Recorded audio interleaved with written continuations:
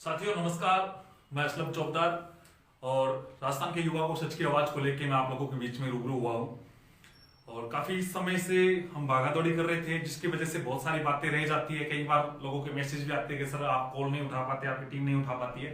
तो मैं आपको क्लियर कर देता हूं, हम जो कोर्ट की जो भागादौड़ी जो चल रही है उसी में मुख्य रूप से मैं लगा हूं और उसी वजह से मैं थोड़ा सा प्रभावित हो रहा हूं। जितने भी युवा साथी जो लाइव जुड़ रहे हैं उन सभी से मेरा अनुरोध है, मेरी आवाज एक बार आप लोगों तक सही पहुंच रही होगी मेरे हिसाब से।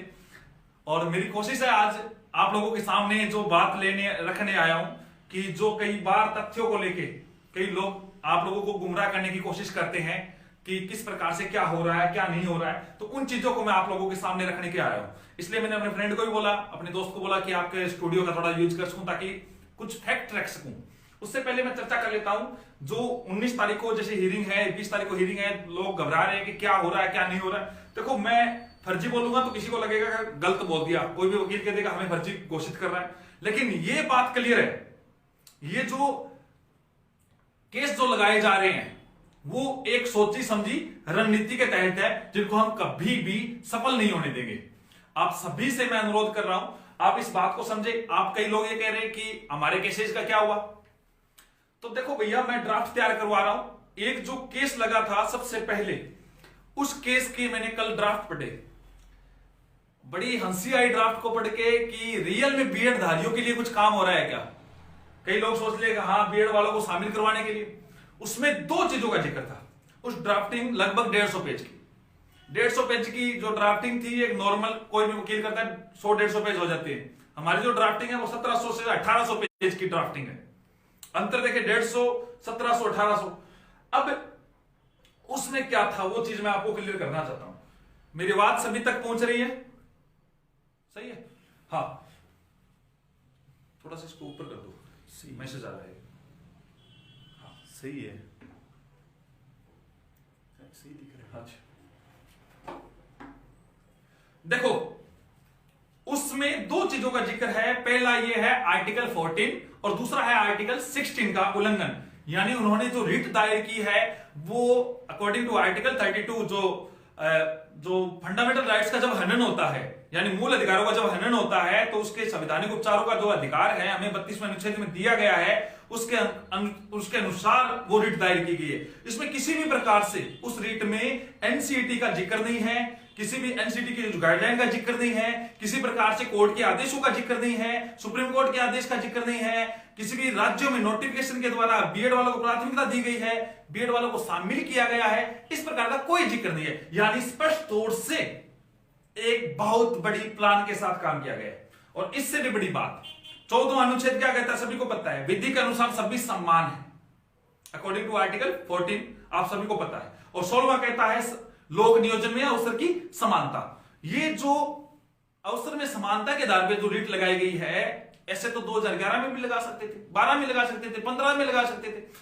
सिर्फ ये कई प्रकार की रणनीतियों के साथ काम करे। और इससे भी बड़ी कहानी मैं आपको क्लियर कर देता हूं, इन्होंने जो रीट लगाई है वो एसबी सिंगल बेंच में नहीं लगाई है, डीबी में लगाई है, डिवीजन बेंच में लगाई है। क्यों लगाई है? इनको पता है सिंगल बेंच में डबल एजी आएगा,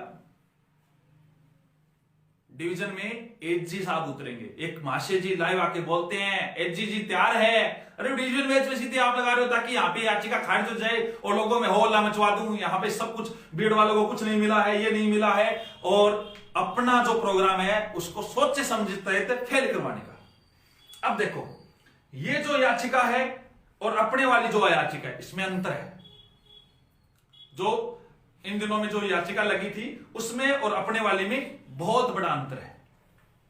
अंतर यह है कि अपने वाली जो याचिका है, अपने वाली याचिका है उसमें एनसीटी की गाइडलाइन का जिक्र किया गया है, सभी राज्यों के नोटिफिकेशन है, कोर्टों के आदेश है, 1700 या 1800 पेज की याचिका है, ड्राफ्टिंग का काम है जो। और इसमें जो उन्होंने किया गया है, इनका जो कार्य किया गया था वो स्पष्ट तौर से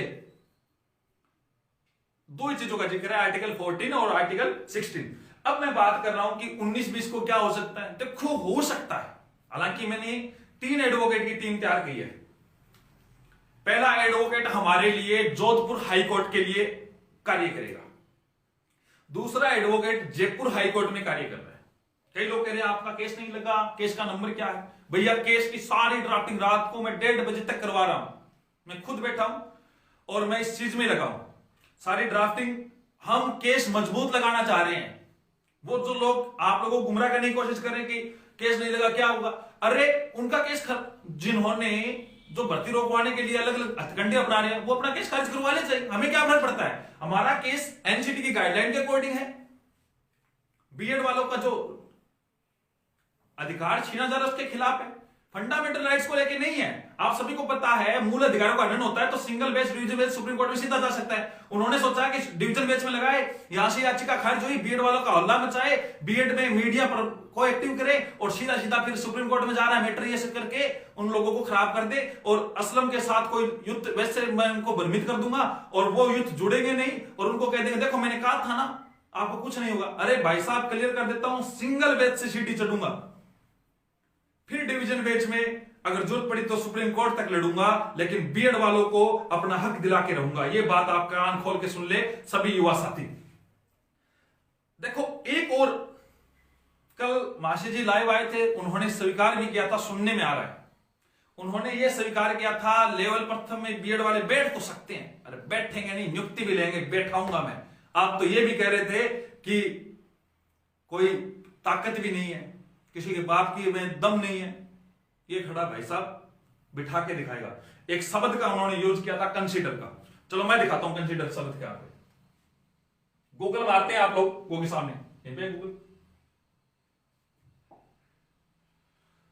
ये रहा, आप सभी लोगों को सही से दिख रहा होगा, एक बार गौर से कर ले। कंसीडर, कंसीडर का अगर हम हिंदी अर्थ करते हैं, खोजते हैं हिंदी में अर्थ कि हिंदी अर्थ क्या होना चाहिए, तो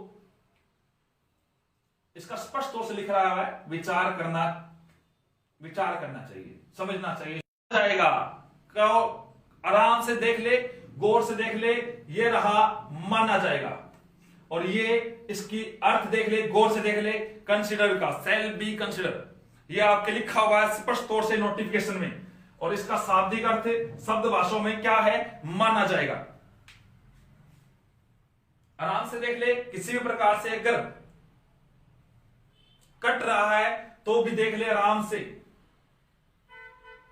अगर लाइव सही तरीके से नहीं आ रहा है तो आराम से देख ले। कहां लिखा हुआ है यह भी दिखा देता हूं आपको, यह चीज कहां लिखी हुई है यह भी दिखा देता हूं। एक बार आप अच्छे से पढ़ ले, गूगल किया हुआ है, अपना मोबाइल खोल ले, गूगल कर ले, बहुत सारी चीजें हैं। देखो ध्यान करें, किसी मीनिंग पे अगर जाते हैं तो उसका इंग्लिश में कोई और अर्थ हो सकता है, लेकिन सेंटेंस पे जाएंगे तो उसका अर्थ और होता है। दूसरा हम बात कर लेते हैं, जो मैं दिखा रहा हूं ये हिंदी में है और ये इंग्लिश में है।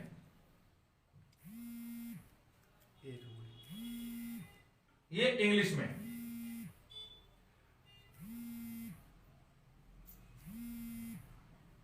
अब मैं आपको दिखाता हूं।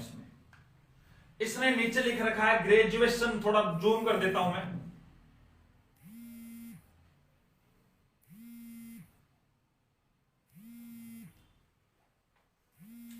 Graduation with 50% marks and bachelor of education यानी बीएड।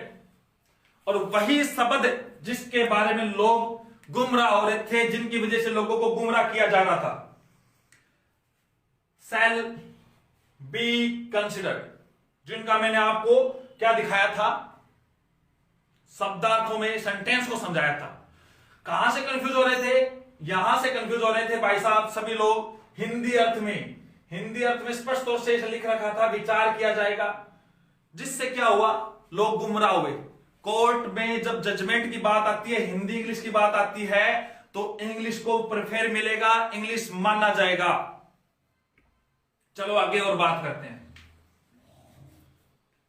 अब ध्यान करें बात की, एक मैं आदेश आप लोगों को सामने कुछ आदेश भी दिखाऊंगा।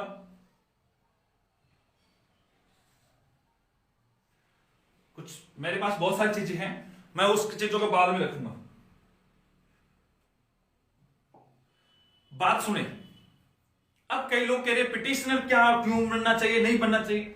देखो हमारा जो प्रयास है, हमारा प्रयास स्पष्ट तौर से यही है कि सभी बीएड धारियों को मौका मिले।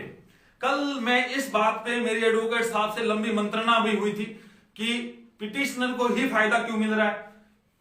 उन्होंने स्पष्ट तौर से एक बात रखी थी मेरे सामने कि असलम जी कि पिटिशनर को अभी क्या है कि आपको शामिल नहीं किया है इस विज्ञप्ति के अनुसार, तो यह मामला हो सकता है इसका निर्णय लंबा चला जाए, महीना चले जाए, 2 महीना चला जाए, 3 महीना चला जाए, 5 महीने चले जाए, लंबा चल जाए सिंगल बेंच से डिवीजन या फिर सुप्रीम कोर्ट में। लेकिन कोर्ट ये कहेगा कम से कम इनको जो प्रभावित है, जो याचिका करता है, इनको कम से कम कहां पे बिठा दिया जाए, एग्जाम में तो बिठा दिया जाए।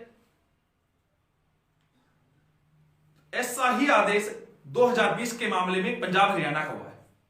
18-19 के मामले में उन्होंने ये कहा है याचिकाकर्ताओं को बिठाया जाए।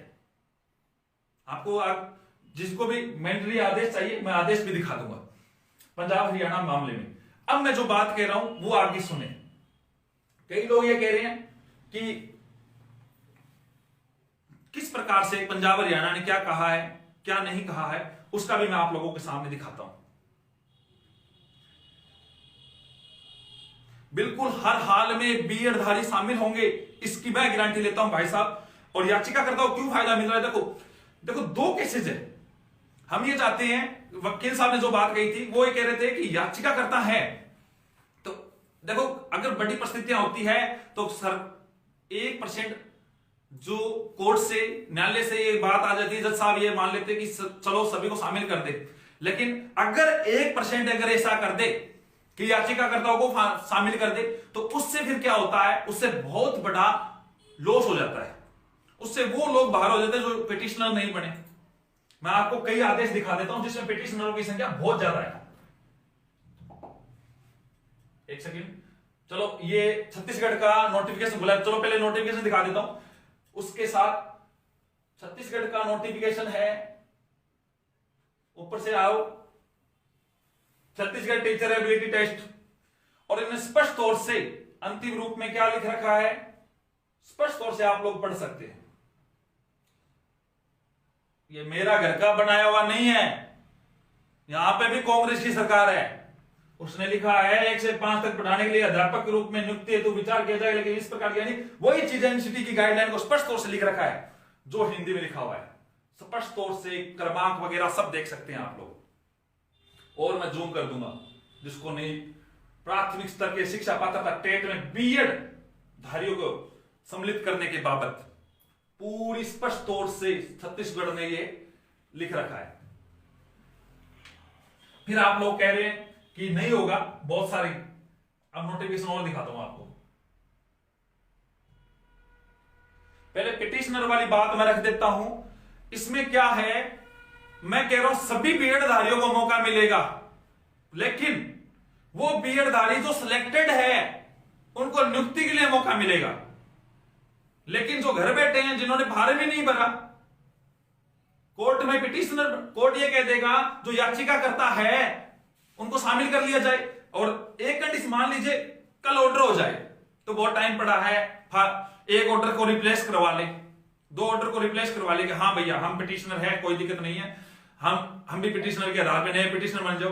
लेकिन एक इन केसेज अगर ऐसा हो जाए कि एग्जाम से 5 दिन पहले आदेश ही हो कि पिटिशनरों को शामिल हो, क्योंकि मामला दोनों के बीच में लंबा उलझ जाए, 15 दिन की हियरिंग पड़ जाए, 20 दिन की पड़ जाए, महीना भर आगे चला जाए, और इन केसेज में क्या कहा जाए कि पिटिशनर को शामिल कर दिया जाए, तो ऐसे कंडीशन में 5 दिन के बाद में आप क्या कर लोगे? कोविड जैसी परिस्थितियां आ जाए, कोर्ट में जो जज साहब के बेंच में लग रहा है वो जज साहब को मान लो कोई कोविड जैसी परिस्थिति से गुजरना पड़ जाए, या एडवोकेट ऐसा ही हो जाए, या कोई अन्य परिस्थितियां हो जाए, या एग्जाम से 2 दिन पहले आ जाए, या 5 दिन पहले आ जाए, 10 दिन पहले आ जाए, ऑफलाइन फार्म मांग लिया जाए, या फिर कुछ ऐसी परिस्थितियां मांग ली जाए कि आप लोग याचिकाकर्ता वाले नहीं है वो बाहर रह जाए, तो फिर मुझे इस बात का अफसोस ना रहे कि मैं अपने भाई बहन को शामिल नहीं करवा पाया जो लोग याचिकाकर्ता नहीं बने। इसलिए मैं आप लोगों से कह रहा हूं कि आप लोग याचिकाकर्ता जरूर बने। आपकी 1700 पेज की लगभग की ड्राफ्ट पर बंदे की तैयार हो रही है,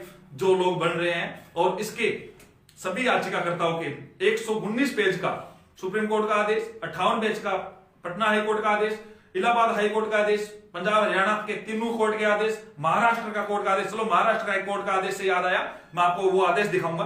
तो आप इस बात को क्लियर तौर से समझे कि किसी भी प्रकार से हम हारने वाले नहीं हैं, लेकिन जो लोग गुमराह कर सकते हैं, आप लोगों को प्रभावित कर सकते हैं, मैं खुद इसलिए बोल रहा हूं, शामिल सभी होंगे बीएड वाले, लेकिन एग्जाम में बैठने वाले पे आप लोग मान लीजिए 1 लाख याचिकाकर्ता बनते हैं, मान लीजिए सीटें 20,000 है, उन 1 लाख याचिकाकर्ताओं को सम्मिलित कर दिया, उन 20,000 में सीटों में से 5,000 बीएड धारियों ने जीत ली है।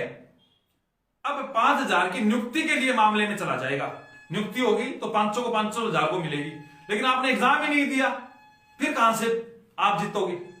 एग्जाम देने के लिए हो सकता है कि सरकार कोर्ट ये कह दे कि याचिकाकर्ता को मौका मिले। मेरे खुद के नाम से एक आदेश हुआ है, 2019 का केस लगा था और 11,551 नंबर था, नंबर मुझे पूरा याद नहीं है, लेकिन मैं आपको बता देता हूं, जोधपुर हाई कोर्ट का आप सर्च कर लेना, मोहम्मद असलम नाम से केस लगा था मेरे नाम से, 9 जनवरी 2020 को आदेश हुआ था और मेरे अकेले के नाम पे मैं याचिका करता था, लेकिन फायदा 386 लोगों को मिल रहा है। मैं इससे ज्यादा नहीं, मेरे से ज्यादा कोई नहीं जानता, मैं इसको बहुत अच्छे समझता हूं। यहां पे फायदा क्या था? नौकरी का मामला था। यहां पे पहले हम जो मामला कर रहे हैं, पहला हमारा प्रयास है पात्रता परीक्षा में बिठाने का, इसलिए उसमें एग्जाम में शामिल करवाने का, शामिल करवाने में तो 101%। कल चारों वकीलों से मेरी जब बात हुई थी, उन्होंने कहा था असलम बात ऐसी हो सकती है कि लगभग कोर्ट ये कहेगा याचिकाकर्ताओं को शामिल किया जाए। आप सभी लोग जो लाइव देख रहे हैं, सभी लोगों तक पहुंचाइए बात, जितने भी लोग हैं, आपकी जिम्मेदारी है लाइव को ज्यादा से ज्यादा लोगों तक पहुंचाने की कोशिश करें, ताकि लोग भ्रमित ना हो, बीएड धारियों को यह बात पता होनी चाहिए। और दूसरी बात जो मैं आप लोगों के सामने रख रहा था, एक कोर्ट का जजमेंट दिखाता हूं आपको, बॉम्बे हाई कोर्ट, देख लीजिए गौर से, बॉम्बे हाई कोर्ट का आदेश, इसका 22वां नंबर पेरा,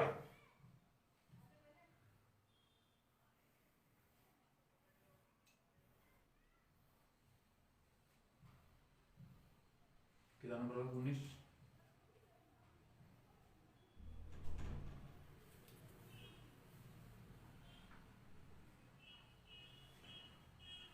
जिसको इंग्लिश आती है वो आराम से पढ़े इस 22 नंबर पेज को। इसने स्पष्ट तौर से राज्य सरकार को कड़ी फटकार लगाते हुए कहा है, उन्होंने कहा था कि बीएसटीसी धारक या डीएड धारक या जेपीटी धारक, इनके पास पर्याप्त मात्रा में, राज्य सरकार ने कहा पर्याप्त मात्रा में है, हमें बीएड वालों को शामिल नहीं करना है। ये किसने कहा? राज्य सरकार ने। तब कोर्ट ने कहा एनसीटी की गाइडलाइन से आप खिलवाड़ नहीं कर सकते, और चाहे कितने ही हो, और उन्होंने स्पष्ट तौर से इसी आदेश के अनुसार बीएड वाले लेवल प्रथम का हिस्सा बन रहे हैं। केवी का नोटिफिकेशन पढ़ा होगा आप लोगों ने, केंद्रीय विद्यालय का,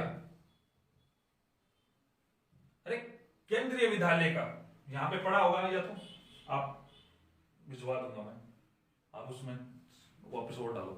केंद्रीय विद्यालय में नियुक्ति दी जा चुकी है, उत्तर प्रदेश के मामले में नियुक्ति दी जा चुकी है बीएड वालों में, और हरियाणा वाले में लोग एचटेट में बैठ चुके हैं, राजस्थान में रीट में बैठेंगे, मेरी गारंटी है। आप लोग याचिकाकर्ता जरूर बन जाए। एक बात और, कई लोग आपको भ्रमित करने की कोशिश कर रहे हैं, देखो मेरे को भी बदल कर रखा है, मैं सही तरीके से खाना पीना भी नहीं हो रहा है, सोना भी नहीं हो रहा है, लेट तक हो रहा है, आप लोग मान के चले कि मैं बहुत बदल रह रहा हूं, मैं हर जगह अपनी पूरी कोशिश कर रहा हूं, मैं पूरा जोर लगा रहा हूं, लेकिन कई लोग जो गुमराह करने की कोशिश कर रहे हैं, उनसे आप बचे। अलग अलग प्रकार की याचिकाएं लगाई जाएगी, अलग अलग प्रकार से भ्रमित करने की कोशिश करेंगे, वो मंच में अपने बराबर खड़े होकर बहुत सारी बातें लेने की कोशिश करेंगे, लेकिन बहुत सारे नोटिफिकेशन है। आप लोगों को क्या क्या दिखाऊं मैं? केवीएस का नोटिफिकेशन, केंद्रीय विद्यालय,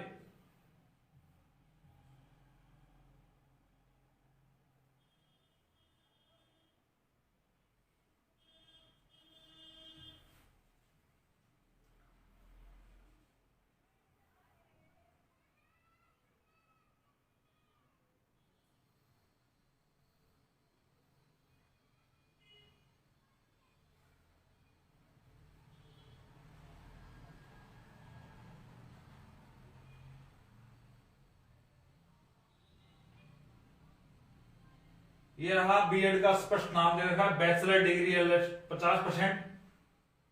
और भी दिखा देता हूं, स्पष्ट तौर से बीएड का नाम दे रखा है।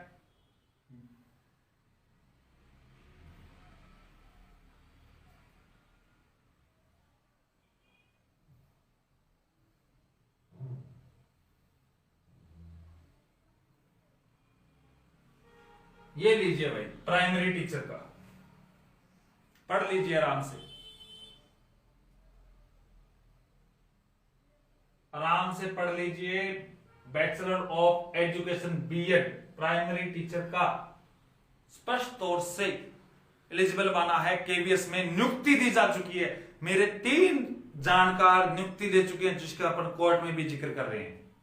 हालांकि बहुत सारी बातें हैं वो लाइव नहीं बोलनी चाहिए आप सभी लोगों को, और कई लोग आ जाते हैं लाइव आके। और कल तो श्रीमान जी वो भी जो बार बार कह रहे थे छाती ठोक के, सीना ठोक के, फलाना ठोक के, क्या क्या ठोक के, वो भी स्वीकार कर रहे हैं। कल के सुनने में आ रहा है कि बैठ तो सकते हैं, बैठेंगे, नियुक्ति भी लेंगे, बेशर्ते आप प्रभावित ना हो। युवा, मैं जो आपके सामने बात रख रहा हूं, इनके अलावा मेरे जो मित्र मंडल है वो बात कर रहे हैं। और सबसे बड़ी बात, मेरी जो कोर टीम है वो अब इस मामले में उलझी हुई है, कई बातों का रिप्लाई नहीं कर पाते हैं, फिर भी हम पूरी कोशिश कर रहे हैं आप लोगों के सामने अपनी बात रखने की।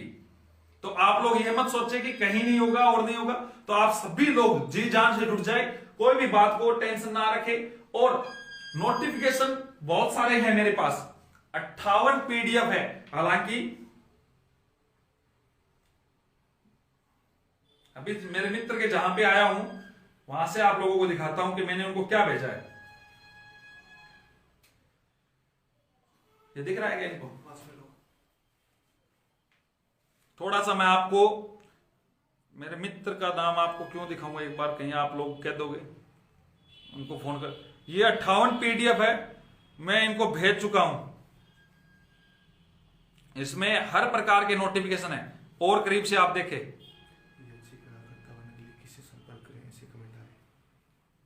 याचिकाकर्ता बनने के लिए किससे संपर्क करें, वो नंबर मैं आप लोगों के सामने डाल रहा हूं। ये नोटिफिकेशन है भाई साहब, सब भी गौर से देखो, A to Z। यहां से देखिए आप,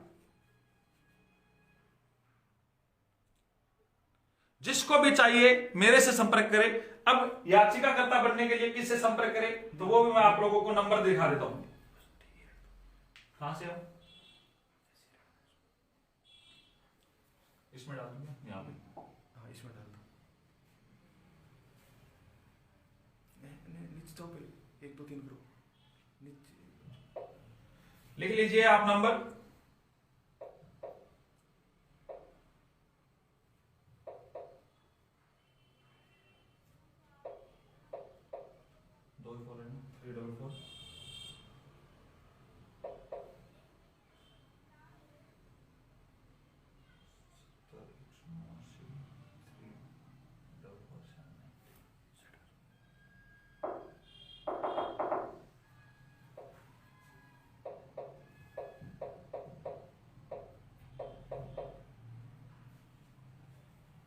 बड़ा हो सकता है, क्या होगा, कहां चला गया, बढ़ा देता हूं इनको, ये शो नहीं होगा। रुको 1 मिनट, एक एक एक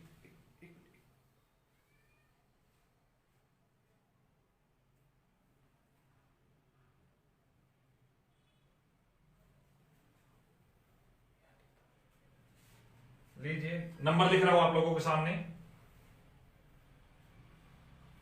7018934479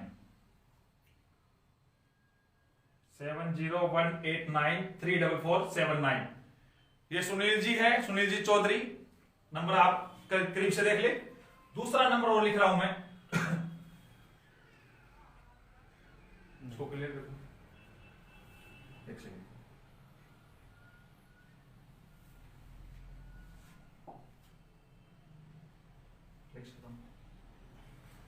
वापिस लिख देता हूं मैं, 7018934479। 4479, ये सुनील जी है। और दूसरा नंबर है 80 580 92 646। एक बार आप स्क्रीन पे पूरा दिख रहा होगा, आप नोट कर ले, ये नंबर है। इनसे आप संपर्क करें, पहले इनसे बात कर ले, फिर इनसे कर ले। डॉक्यूमेंट आपको सारे अपने व्हाट्सएप पे भेज सकते हैं, किसी भी प्रकार से आपको कोर्ट में आने का झंझट नहीं है। आप डॉक्यूमेंट भेज सकते हैं, हमारी टीम काम कर रही है, आप लोगों को प्रभावित होने की जरूरत नहीं है।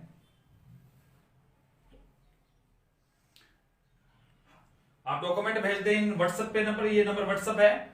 और याचिका करते कोई ऐसा भाई बहन ना रह जाए जिसकी वजह से फिर वो मुझे कहे शामिल नहीं करवाया। कई लोग कहते हैं सभी को शामिल करवाओ, जो सिलेक्टेड होंगे उनको सभी को कराऊंगा भैया, लेकिन पहले एग्जाम में बिठाने की मेरी पहली प्राथमिकता है।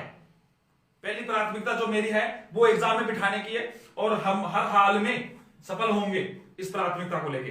तो आप सभी लोगों से अनुरोध है, याचिकाकर्ता बने, कहीं बाद में पछतावा ना होना पड़े। अपने ड्राफ्टिंग, अपने डॉक्यूमेंट आपको क्या चाहिए ये भी मैं बता देता हूं। 4 प्रकार के डॉक्यूमेंट चाहिए इसको साफ करने के लिए। ये है क्या? चलो डॉक्यूमेंट क्या चाहिए वो बता देता हूं। पहला, एक आपकी कोई आईडी, आईडी का मतलब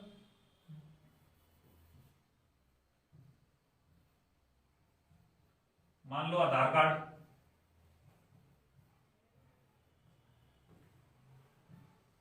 एक आपका आधार कार्ड, फिर आपकी कोई बीए या बीएससी है उसकी फाइनल ईयर की मार्कशीट, बीए बीएससी की फाइनल ईयर की मार्कशीट, और आप लोगों ने जो कर रखा है बैचलर ऑफ एजुकेशन यानी बीएड, बीएड की मार्कशीट।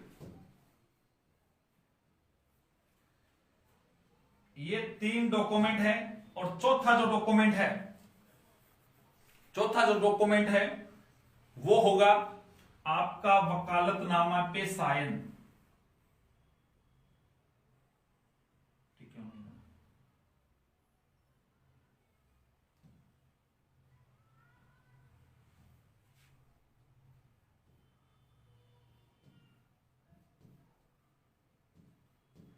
वकालतनामा पे हस्ताक्षर,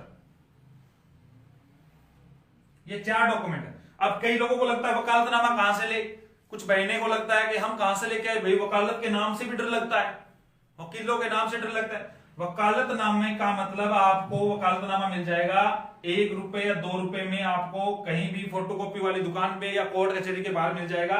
वो लेना है, जहां पे वकील लिखा हुआ है वो खाली छोड़ना है, जहां पे क्लाइंट लिखा हुआ है वहां पे आपको साइन करके आप पूछ लेना, इन 2 नंबरों से जो पहले नंबर दिए थे उनसे पूछ के आप वो हमें भेज दे। बहुत बार देखो 24 घंटे मिलते हैं हमें दिन में, और सबसे बड़ी बात यह है कि पूरे दिन फोन आते रहते हैं। आपको लगता है कि सर हमारा फोन नहीं उठाया, अभी मैंने 2 नंबर जारी किए, वो टीम पूरा फोन उठा रही है, पूरा प्रॉपर जवाब देने की कोशिश कर रही है। फिर भी अगर नहीं उठाया जाता है तो आप मेरे ऑफिस पहुंचे, टोंक फाटक पे ऑफिस है जयपुर में, लक्ष्मी मंदिर सिनेमा के पीछे, वहां पे आए तो मैं व्यक्तिगत तौर पे आप लोगों को मिलूंगा। कल मैं किसी कारणवश बाहर हूं, कल मैं खुद बाहर हूं, लेकिन आप लोग इस काम को बखूबी से करें, अपने 4 डॉक्यूमेंट इकट्ठा करें, किसी प्रकार से आप अपने आप को बाहर मत कर दे विज्ञापन।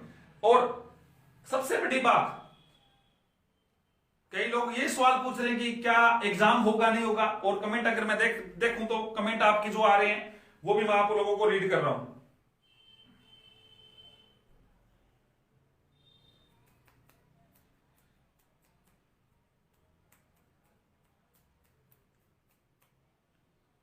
बिल्कुल हर हाल में जो भी जितने भी युवा साथी है वो जुड़े, सभी युवाओं को बोले।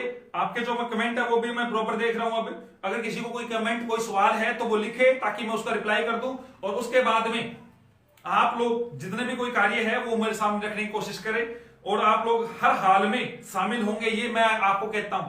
कोई कहता है किसी प्रकार से नहीं होने देंगे तो वो गुमराह मत हो। और भर्ती को जो उन्होंने जो गेम खेला है, डिब्बी में सीधी याचिका लगा के, फंडामेंटल राइट्स का जिक्र करके, मूल अधिकारों का हनन का जिक्र करके, एनसीटी की गाइडलाइन को दरकिनार करके, वो सिर्फ गुमराह करने वाले हैं। गुमराह करने वाले उन लोगों को पता भी चलेगा कि क्या होता है क्या नहीं होता है। और बाद में बार बार ये कहते हैं पद ज्यादा चाहिए। अरे भैया पद ज्यादा तुम थोड़ी ला सकते हो यार, जिसके पद खाली है वो उसके अकॉर्डिंग आ जाएंगे। 2000 3000 ज्यादा इसमें ऑलरेडी ज्यादा आते हैं। पिछली बार 28,000 26,000 का आंकड़ा था, तो उसका मतलब नहीं है 54,000 की भर्ती में 28,000 सेकंड लेवल के थे, 26,000 फर्स्ट लेवल के थे। लेकिन जो हक की बात है हम पिछली बार नहीं बोले। और एक 2012 का जो केस है उसका कई बार जिक्र करके सोचते हैं हम कोर्ट से जिक्र, हर प्रकार के एविडेंस है हमारे पास, हर प्रकार के तथ्यों के साथ हम काम कर रहे हैं। तथ्यों के आधार पे सच के साथ और सच की आवाज के साथ जिसके हिसाब से कोर्ट के जजमेंट होते हैं उसके अनुसार हम जीतेंगे। टाइम लग सकता है, भ्रमित होने की जरूरत नहीं है। ये आलतू फालतू के केसों को लेकर आप गुमराह मत हो जाना। और आप सभी लोग जो लाइव जुड़े उन सभी लोगों का बहुत बहुत धन्यवाद। आगे की मैं लाइव का चर्चा भी करूंगा। कुछ नोटिफिकेशन बहुत सारे रह गए क्योंकि जहां से मैं एक भाई साहब से रिक्वेस्ट करके इनके स्टूडियो में आया हूं, उनके रियल में 5 बजे लाइव क्लास चलती है, तो वो उनको मैं 5 बजे का टाइम दिया था कि 5 बजे तक मैं फ्री हो जाऊंगा। तो इस वजह से मेरी इच्छा बहुत थी कि आप सभी को बहुत सारे नोटिफिकेशन वगैरह ये दिखाऊं।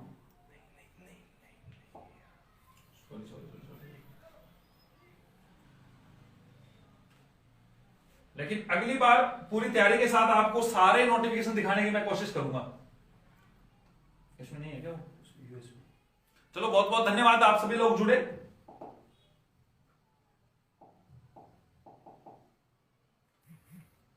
सभी कोर्ट का आदेश आप मुझसे ले लेना, किसी को चाहिए सभी कोर्टों के आदेश, सभी प्रकार के जो नोटिफिकेशन है। कई लोग कह रहे हैं इतने राज्यों में, अरे 21 राज्यों के नोटिफिकेशन मैं दिखाऊंगा। अब आप लोगों से विदा लेता हूं। जय हिंद, जय भारत।